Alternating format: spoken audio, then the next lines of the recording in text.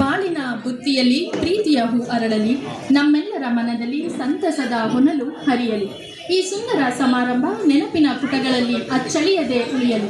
ನಿಮ್ಮೆಲ್ಲರಿಗೂ ಈ ಕಾರ್ಯಕ್ರಮಕ್ಕೆ ಆತ್ಮೀಯ ಸ್ವಾಗತ. ತಮ್ಮೆಲ್ಲರ ಅನುಮತಿಯ ಮೇರೆಗೆ ಇವತ್ತಿನ ಕಾರ್ಯಕ್ರಮವನ್ನು ಆರಂಭಿಸುತ್ತಿದ್ದೇವೆ. ನನ್ನವ ಸಾಂಸ್ಕೃತಿಕ ಕಲಾ ತಂಡ, ಯಾಚೇನಹಳ್ಳಿ, ಬನ್ನೂರು ಹೋಬಳಿ, ಟಿ ನರಸೀಪುರ ತಾಲೂಕು, ಮೈಸೂರು ಜಿಲ್ಲೆ, ಕನ್ನಡ ಮತ್ತು ಸಂಸ್ಕೃತಿ ಇಲಾಖೆ ಬೆಂಗಳೂರು ಇವರ ಸಹಯೋಗದಲ್ಲಿ ನಮ್ಮ ಸಂಸ್ಥೆಯಿಂದ ಪ್ರತಿ ತಿಂಗಳ 1ರಂದು ಕನ್ನಡ ರಾಜ್ಯೋತ್ಸವ ಆಚರಿಸುತ್ತಿದ್ದು, 13 ತಿಂಗಳ ನಿರಂತರ ಕನ್ನಡ ರಾಜ್ಯೋತ್ಸವ 2026 ಆಗಸ್ಟ್ರ ಕನ್ನಡ ರಾಜ್ಯೋತ್ಸವ ಕಾರ್ಯಕ್ರಮಕ್ಕೆ ನಿಮ್ಮೆಲ್ಲರಿಗೂ ಆತ್ಮೀಯವಾದ ಸ್ವಾಗತ. ಕನ್ನಡ ಮತ್ತು ಸಂಸ್ಕೃತಿ ಉತ್ಸವ ಹಾಗೂ ಅಭಿನಂದನಾ ಕಾರ್ಯಕ್ರಮ. ಈಗ ನಾಡಗೀತೆಯೊಂದಿಗೆ ಕಾರ್ಯಕ್ರಮ ಪ್ರಾರಂಭ. ಸದ್ವಿದ್ಯಾ ಪ್ರೌಢಶಾಲಾ ಮಕ್ಕಳಿಂದ ಕೊಯ್ನೂರು ವಜ್ರ ಇದೆಯಲ್ಲ, ಆ ವಜ್ರದ ಬಗ್ಗೆ ಚಿತ್ರಕಥೆ ಮಾಡಿರುವಂಥದ್ದು. ಅದನ್ನ ಒಂದು ಯೂಟ್ಯೂಬರ್ ಮಾಡಿಸ್ಕೊಂಡು ಮಾಡಿದ್ದಾರೆ. ಮೊದಲಿಗೆ ಇಷ್ಟಕಾಮ್ಯ ಅನ್ನೋ ಒಂದು ಕಾದಂಬರಿ ಆಧಾರಿತ ಚಿತ್ರ. ನೀವು ನಿಜವಾಗ್ಲೂ ಕೂಡ ಯಾರು ಸಂಸಾರದಲ್ಲಿ ಡಿಸ್ಟರ್ಬ್ ಆಗಿದ್ರೆ, ನಾನು ಒಂದ್ಸಲ ಆಗಿದೆ ಬಿಡಿ, ಯಾರು ಡಿಸ್ಟರ್ಬ್ ಆಗಿದ್ರೆ, ಹೊಸ ಮದುವೆ ಆಗ್ತಿದ್ರೆ ದಯವಿಟ್ಟು ಥಿಯೇಟ್ರಲ್ಲಿ ಅಂತೂ ಯಾರ ಕೈಯಲ್ಲಿ ನೋಡೋಕ್ಕಾಗಲ್ಲ, ಯೂಟ್ಯೂಬಲ್ಲಿ ಸಿಗುತ್ತಂತೆ. ಇಷ್ಟಕಾಮ್ಯ ಅನ್ನೋ ಪಿಕ್ಚರ್ನ ದಯವಿಟ್ಟು ಮದುವೆ ಆಗಿರೋರು, ಮದುವೆ ಆಗ್ಬೇಕಾಗಿರೋರು, ಗಂಡನ್ ಬಿಟ್ಟಿರೋರು, ಹೆಂಡತಿ ಬಿಟ್ಟಿರೋರು ದಯವಿಟ್ಟು ಎಲ್ಲರೂ ಕೂಡ ನೋಡಿ. ಯಾಕೆಂದ್ರೆ ಆ ಸಿನಿಮಾ ನಗೋದಕ್ಕಲ್ಲ, ನಾನು ಹೇಳೋ ಶೈಲಿ ನಿಮ್ಗೆ ಸ್ವಲ್ಪ ಮುದ ಬರಲಿ ಅಂತ ಹೇಳ್ತೀನಿ. ಸರಿ ಐತಿತ್ತು ಅಂತ ಒಂದು ಸದಾಭಿವೃದ್ಧಿ ಚಿತ್ರ ಅಂಥದ್ದೊಂದನ್ನ ಮಾಡಿ ನಮ್ಮೂರಲ್ಲಿ ಒಂದು 20,000ಕ್ಕೂ ಹೆಚ್ಚು ಪುಸ್ತಕಗಳು. ಇವರೆಲ್ಲೇ ಹೋದ್ರು ಕೂಡ, ನಾನು ಯಾವ ಕಾರ್ಯಕ್ರಮ ಕರೆದ್ರು ಕೂಡ ಇವ್ರಿಗೆ ಯಾವುದೇ ಸಾಲುವಾರ ಏನು ಕೊಡಲ್ಲ. ಒಂದು 10-20 ಪುಸ್ತಕ ನಾನು ಬರೆದಿದ್ದು ಕೊಡ್ತಾ ಇದ್ದೆ. ಅದನ್ನು ತಗೊಂಡೋಗಿ ನಮ್ಮೂರಲ್ಲಿ ಲೈಬ್ರರಿ ಮಾಡಿ ನಮ್ಮೂರಿನ ಮಕ್ಕಳು ಓದ್ಲಿ ಅಂತೇಳಿ ಎಲ್ಲ ಥರ 1ನೇ ಕ್ಲಾಸಿಂದ ಹಿಡಿದು IAS KS ಓದೋವರೆಗೂ ಕೂಡ ಲೈಬ್ರರಿ ಮಾಡಿದ್ದಾರೆ, ಎಲ್ಲವನ್ನು ಮಾಡಿದ್ದಾರೆ. ಆದರೆ ಇಷ್ಟೆಲ್ಲ ಇನ್ನೂ ಸಾಕಷ್ಟು ಕೆಲಸಗಳನ್ನ ಮಾಡಿದ್ದಾರೆ. ಅವ್ರ ಮುಂದೆ ಅವ್ರ ಜೊತೆಲಿ ನಮಗೆ ಕೂತ್ಕೊಳ್ಳೋ ಇದು ಬರೀ ನಾನು ಹೊಗಳಕ್ಕೋಸ್ಕರ ಅಥವಾ ನಿಮಗೆ ನೀವೆಲ್ಲರೂ ಕೂಡ ಪ್ರೀತಿಯಿಂದ ಆಮೇಲೆ ಜೊತೆಗೆ ಇಲ್ಲಿರೋ ವೇದಿಕೆಯಲ್ಲಿರೋ ಗಣ್ಯರಿಗೆಲ್ಲ ಹೇಳ್ತೀನಿ, 12 ತಿಂಗಳು ಕಾರ್ಯಕ್ರಮವನ್ನು ನಾನು ಯೂಟ್ಯೂಬಿಂದ ಬರುವಂಥ ಒಂದಷ್ಟು ಹಣವನ್ನು ಇದಕ್ಕೆ ವಿನಿಯೋಗಿಸಿ ಬರುವಂಥ ಗೆಸ್ಟ್ಗಳಿಂದ ಸ್ವಲ್ಪ ಕಲೆಕ್ಟ್ ಮಾಡಿಕೊಂಡು ಪ್ರತಿ ತಿಂಗಳು ಕನ್ನಡ ರಾಜ್ಯೋತ್ಸವ ಮಾಡ್ತಾ ಇದ್ದೀನಿ. ಇದರಲ್ಲಿ ಯಾವುದೇ ರೀತಿ ಮೀನಿಮೇಸ್ ಎಲ್ಲ ನಾನು ಇದರಲ್ಲಿ ಯಾವುದೇ ಕಮರ್ಷಿಯಲ್ ಆಗಿ ಮಾಡ್ತಿಲ್ಲ, ಕನ್ನಡದ ಬಗ್ಗೆ ಮಾಡಬೇಕು ಅನ್ನೋದಕ್ಕೋಸ್ಕರ. ಅದು ಮುಂದೆ ಓಡಾಡ್ತಿಲ್ಲ, ಫುಲ್ ಟೆನ್ಷನ್ ಇದ್ರು. ಸಂಕಪ್ಪ ಅಂತ ಹೇಳಿ ಇವರು, ಮತ್ತೆ ಅವರು ನಮ್ಮ ನನಗೆ ಹೆಸರುಗಳು ಮರ್ತೋಗ್ಬಿಟ್ಟಿದೆ, ಇವರು ಸುಮಾ ಪಂಚವಳ್ಳಿ ಅವರು ಇರ್ಬೋದು, ವೈರ್ಮುಡಿ ಇರ್ಬೋದು, ಮತ್ತೆ ನರಸಿಂಗರಾವ್ ಇರ್ಬೋದು, ಮತ್ತೆ ಗಂಗಾಧರಪ್ಪ ಅವರು ಆಗಿರ್ಬೋದು. ವಿಚಾರದ ಮೇಲೆ ಬೆಳಕು ಚೆಲ್ಲುವ ಎಷ್ಟೋ ವ್ಯಕ್ತಿತ್ವಗಳು ಈ ಇದರಲ್ಲಿ ಇದೆ, ವೇದಿಕೆಯಲ್ಲಿ ನೋಡಿದೆ. ವಿಶೇಷವಾಗಿ ನಮ್ಮ ಖ್ಯಾತ ಸಾಹಿತಿಗಳಾದ ಹೊನ್ನಪ್ಪ ಜಯಪ್ಪ ಹೊನ್ನಾಳಿಯವರು, ವಂಶಿ ಪ್ರಸನ್ನಕುಮಾರು, ಮಡ್ಡಿಕೆರೆ ಗೋಪಾಲು, ಇತರೆ ಎಲ್ಲ ಘಟಾನುಘಟಿಗಳಿರುವಾಗ ನನ್ನ ಇರುವಿಕೆಯನ್ನು ತೋರಿಸಿ ನಮ್ಮ ಹುಡುಗ ಒಂದು ಕಾರ್ಯಕ್ರಮ ಮಾಡ್ತಾ ಇದ್ರೆ ಅವನು ಬೆಂತಟ್ಟು ಹೋಗೋಣ ಅಂತೇಳಿ ಬಂದೆ.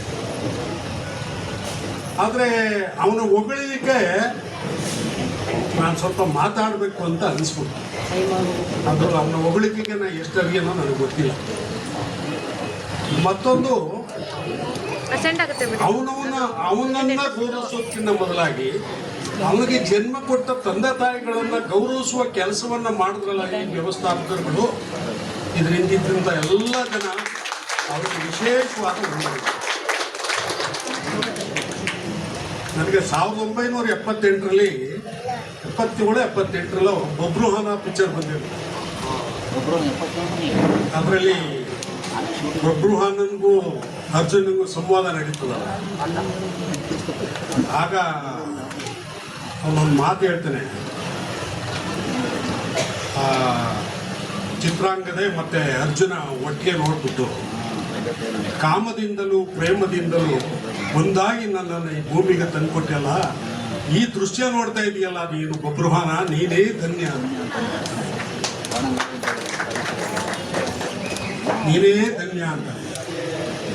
ಆಗ ಅವಳು ಮುಂದುವರೆದು ಹೇಳ್ತಾಳೆ, ಈಗ ಭಕ್ತಿಯಿಂದ ಮೇಲ್ಬರ್ತಿದ್ದಾನೆ, ಈಗ ಬಿಡು ಬಾಣುವ ಅಂತ. ಅದು ಬೇರೆ ವಿಚಾರ. ಹಾಗಾಗಿ ಇವತ್ತಿನ ಸಮಾರಂಭಕ್ಕೆ ಹೆಚ್ಚು ಕಳೆ ಕೊಟ್ಟದ್ದು, ನನಗೆ ಆತ್ಮತೃಪ್ತಿಯನ್ನು ಉಂಟು ಮಾಡಿದ್ದು ಅವನ ಜನ್ಮ ಕೊಟ್ಟ ತಂದೆ ತಾಯಿಗಳನ್ನ ಗೌರವಿಸುವುದಂತ ಈ ಕಾರ್ಯಕ್ರಮ. ನನ್ನ ಹತ್ರ ಬಂದಿದ್ದವನು ಇದೆಲ್ಲ ಮಾಡೋಕ್ಕಿಂತ 1 ವರ್ಷದ ಕಾರ್ಯಕ್ರಮ ಮಾಡುವಾಗ ನನ್ನ ಮನೆಗೆ ಬಂದು, ಅಣ್ಣ ಹಿಂಗೆ ಮಾಡ್ತಾ ಇದ್ದೀನಿ ಅಂತ ಅಂದ. ನಾನು ಭಾಳ ಸಾಹಸದ ಕೆಲಸಪ್ಪ ಇದು. ಪ್ರಚಾರ ದೃಷ್ಟಿಯಿಂದ ಒಂದು ಕಡೆ ಇನ್ನೂ ಕಿಡಿಯಿಸುವ, ಇನ್ನೂ ಹತಾಶಮನೋಭ, ಇನ್ನೂ ನೋವಿನ ಸಂಕಟಗಳ ಈ ತಾಕಲಾಟಗಳನ್ನೇ ನೋಡ್ತಾ ಕೇಳ್ತಾ ಇದ್ದೀನಿ.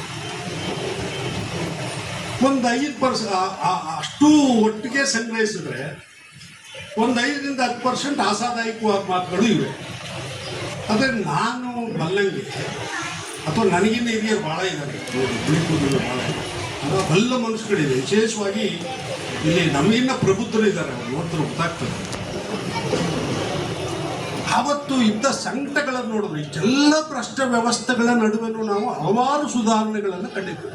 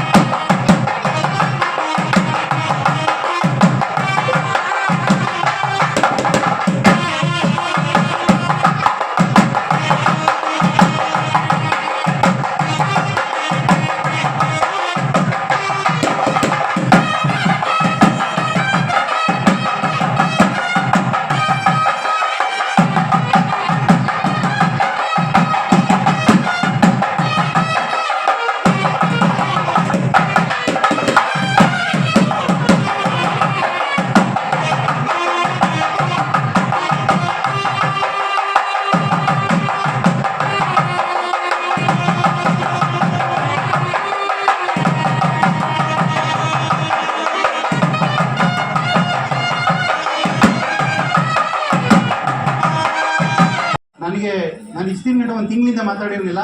ಸಂಕಪ್ಪ ಅವರು ಮತ್ತು ಇಲ್ಲಿರುವಂಥ ಹಿರಿಕರೆಲ್ಲ ಹೋಗಿ ಅವ್ರು ಭೇಟಿ ಮಾಡಿ, ಅವ್ರು 10 ಗಂಟೆಗೆ ಹೋಗ್ಬೇಕಾದ್ರೆ ಅವ್ರು ಬರೋ ಗಂಟೆ ಕಾದಿದ್ದು ಇವರ ಹಿರಿತನಕ್ಕೆ ಗೌರವ ಕೊಟ್ಟು ಅವರು ಕಾರ್ಯಕ್ರಮಕ್ಕೆ ಬಂದಿದ್ದಾರೆ. ಅವ್ರ ಹತ್ರ ರಿಕ್ವೆಸ್ಟ್ ಮಾಡಿ, ನಿಮ್ಮೂರಿಂದ ಒಬ್ಬರನ್ನ ಯಾರಾದರೂ ಕರಿಬೇಕು ಅಂದರೆ ನಿಮಗೆ ಒಂದು ಅಭಿನಂದನೆ ಮಾಡ್ತಾ ಇದ್ದೀವಿ. 12 ತಿಂಗಳು ಕಾರ್ಯಕ್ರಮ ಮಾಡಿದ್ದಕ್ಕೆ ಯಾರು ಕರಿಬೇಕು ಅಂದಿದ್ದಕ್ಕೆ ಅವರೇ ಇವ್ರು ಹೇಳಿದ್ರು, ನಿಮ್ಮೂರು ಗ್ರಾಮ ಪಂಚಾಯತಿ ಅಧ್ಯಕ್ಷರು ಯಾರನ್ನ ಕರೀರಿ ಅಂತಂದರು.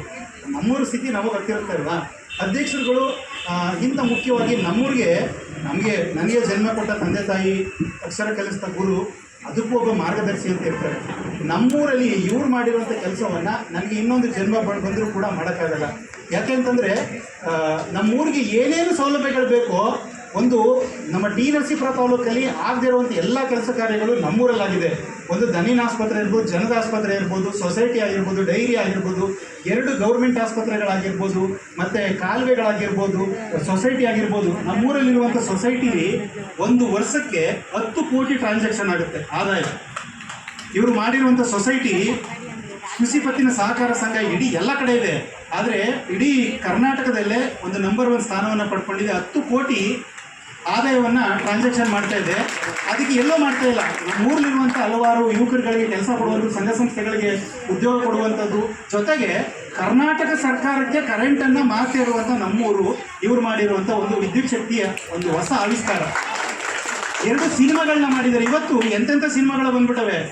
ಇಷ್ಟಕಾಮ್ಯ ಅಂತೇಳಿ ಒಂದು ಕಾದಂಬರಿ ಆಧಾರಿತ ಚಿತ್ರ ಬಂತು. ಮತ್ತು ಇನ್ನೊಂದು ಸಿನಿಮಾ ಬಂದು ಈಗೆಲ್ಲ ಯೂಟ್ಯೂಬ್ ಕಾಲ ಆಗ್ಬಿಟ್ಟಿದೆ. ನಾನು ಕೂಡ ಅದರಿಂದನೇ ಬದುಕ್ತೀನಿ. ಆ ಯೂಟ್ಯೂಬ್ ಬಗ್ಗೆ ಒಂದು ಕುರಿತಾಗಿ ಒಂದು ವಿಡಿಯೋ ಒಂದು ಸಿನಿಮಾ ಮಾಡಿದರು.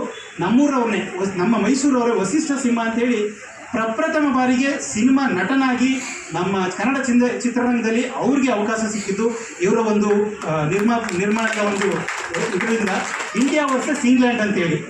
ಈ ಡೈಮಂಡ್ ಇದೆಯಲ್ಲ, ಡೈಮಂಡಿಗೆ 100 ಕಥೆಗಳಿದೆ. ವಜ್ರ ಇದೆಯಲ್ಲ, ಅದು ಯಾವ ದೇವಸ್ಥಾನದಲ್ಲಿ ಸಿಕ್ತು, ಅದೇನು ಎತ್ತ ಅಂತ ಅದ್ರ ಮೇಲೆ ಕುರಿತಾದ ಕೊಯ್ನೂರು ವಜ್ರ ಇದೆಯಲ್ಲ, ಆ ವಜ್ರದ ಬಗ್ಗೆ ಚಿತ್ರಕಥೆ ಮಾಡಿರುವಂಥದ್ದು. ಅದನ್ನು ಒಂದು ಯೂಟ್ಯೂಬರ್ಗೆ ಮಾಡಿಸ್ಕೊಂಡು ಮಾಡಿದ್ದಾರೆ. ಮೊದಲಿಗೆ ಇಷ್ಟಕಾಮ್ಯ ಅನ್ನೋ ಒಂದು ಕಾದಂಬರಿ ಆಧಾರಿತ ಚಿತ್ರ. ನೀವು ನಿಜವಾಗ್ಲೂ ಕೂಡ ಯಾರಾದ್ರು ಸಂಸಾರದಲ್ಲಿ ಡಿಸ್ಟರ್ಬ್ ಆಗಿದ್ರೆ, ನಾನು ಒಂದ್ಸಲ ಆಗಿದೆ ಬಿಡಿ, ಯಾರು ಡಿಸ್ಟರ್ಬ್ ಆಗಿದ್ರೆ, ಹೊಸ್ದಾಗಿ ಮದುವೆ ಆಗ್ತಿದ್ರೆ ದಯವಿಟ್ಟು ಥಿಯೇಟ್ರಲ್ಲಂತೂ ಯಾರಿಗೆಲ್ಲ ನೋಡೋಕ್ಕಾಗಲ್ಲ, ಯೂಟ್ಯೂಬಲ್ಲಿ ಸಿಗುತ್ತಂತೆ. ಇಷ್ಟಕಾಮ್ಯ ಅನ್ನೋ ಪಿಕ್ಚರ್ನ ದಯವಿಟ್ಟು ಮದುವೆ ಆಗಿರೋರು, ಮದುವೆ ಆಗಬೇಕಾಗಿರೋರು, ಗಂಡನ ಬಿಟ್ಟಿರೋರು, ಹೆಂಡತಿ ಬಿಟ್ಟಿರೋರು ದಯವಿಟ್ಟು ಎಲ್ಲರೂ ಕೂಡ ನೋಡಿ. ಯಾಕೆಂದರೆ ಆ ಸಿನಿಮಾ ನಗೋದಕ್ಕಲ್ಲ, ನಾನು ಹೇಳೋ ಶೈಲಿ ನಿಮ್ಗೆ ಒಂದು ಸ್ವಲ್ಪ ಮುದ ಬರಲಿ ಅಂತ ಹೇಳ್ತೀನಿ. ಸಿನಿಮಾ ಒಂದು ಗಂಡ ಹೆಂಡತಿ ಬಾಂಧವ್ಯ ಎಷ್ಟು ಚೆನ್ನಾಗಿದೆ ಅಂತಂದರೆ, ನಮ್ಮ ಊರಲ್ಲಿ ಒಂದು ದೊಡ್ಡ ಸ್ಕ್ರೀನ್ ಹಾಕಿ ತೋರಿಸಿದ್ರು. ನಾನು ಅನ್ಕೋತಿದ್ದೆ ಇಂಥ ಪ್ರಯತ್ನ ಯಾಕಪ್ಪ ಮಾಡೋದು, ನಮ್ಮೂರೆಲ್ಲ ದುಡ್ಡು ಕೊಟ್ಟು ನೋಡಿ ಸರಿ ಹೋಯ್ತಿತ್ತು ಅಂತ. ಒಂದು ಸದಾಭಿವೃದ್ಧಿ ಚಿತ್ರ ಅಂಥದ್ದೊಂದನ್ನ ಮಾಡಿ ನಮ್ಮೂರಲ್ಲಿ ಒಂದು 20,000ಕ್ಕೂ ಹೆಚ್ಚು ಪುಸ್ತಕಗಳು. ಇವರೆಲ್ಲೇ ಹೋದರೂ ಕೂಡ, ನಾನು ಯಾವಾಗ ಕಾರ್ಯಕ್ರಮ ಕರೆದ್ರು ಕೂಡ ಇವ್ರಿಗೆ ಯಾವುದೋ ಸಾಲವಾರ ಏನು ಕೊಡಲ್ಲ, ಒಂದು 10-20 ಪುಸ್ತಕ ನಾನು ಬರೆದಿದ್ದು ಕೊಡ್ತಾಯಿದ್ದೆ. ಅದನ್ನು ತಗೊಂಡೋಗಿ ನಮ್ಮೂರಲ್ಲಿ ಲೈಬ್ರರಿ ಮಾಡಿ ನಮ್ಮೂರಿನ ಮಕ್ಕಳು ಓದಲಿ ಅಂತೇಳಿ ಎಲ್ಲ ಥರ 1ನೇ ಕ್ಲಾಸಿಂದ ಹಿಡಿದು IAS KS ಓದೋರು ಕೂಡ ಲೈಬ್ರರಿ ಮಾಡಿದ್ದಾರೆ, ಎಲ್ಲವನ್ನು ಮಾಡಿದ್ದಾರೆ. ಆದರೆ ಇಷ್ಟೆಲ್ಲ ಇನ್ನೂ ಸಾಕಷ್ಟು ಕೆಲಸಗಳನ್ನ ಮಾಡಿದ್ದಾರೆ.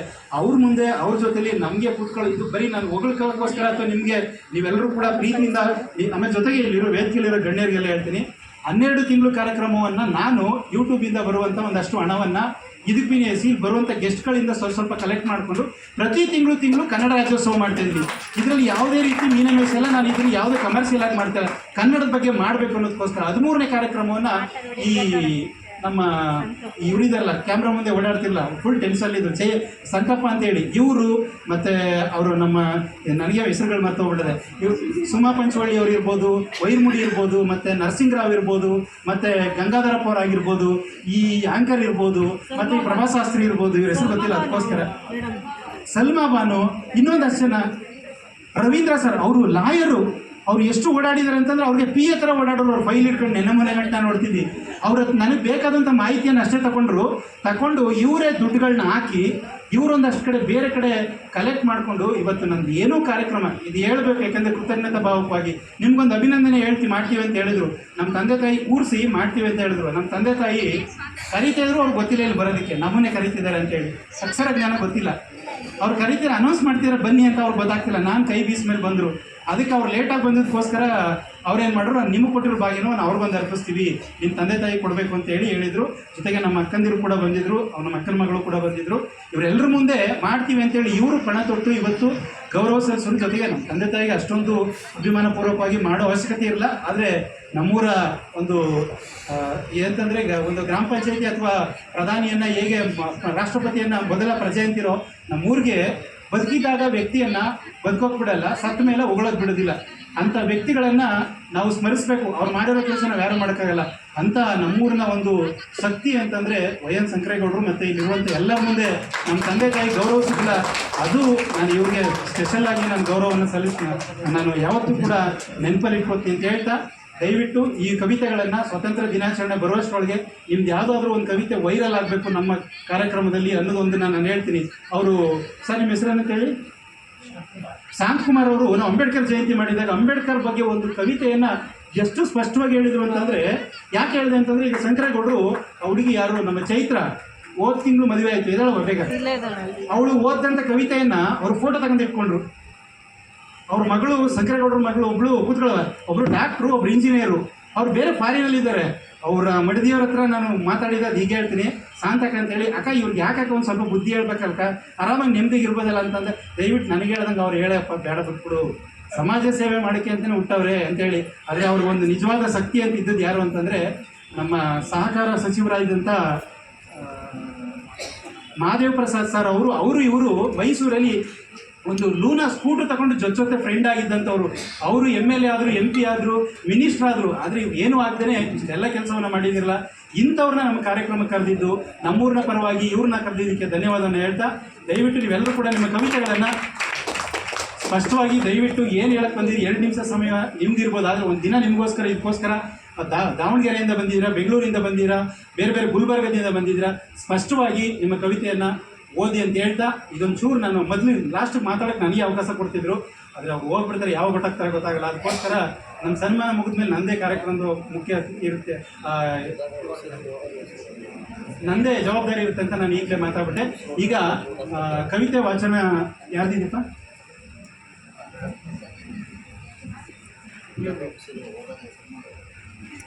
ಇವ್ರು ಯಾರೋ ಕವಿತೆ ಕೊಟ್ಟವ್ರೆ, ಹೆಸರೇ ಬರ್ತಿಲ್ಲ. 13ನೇ ನಂಬರು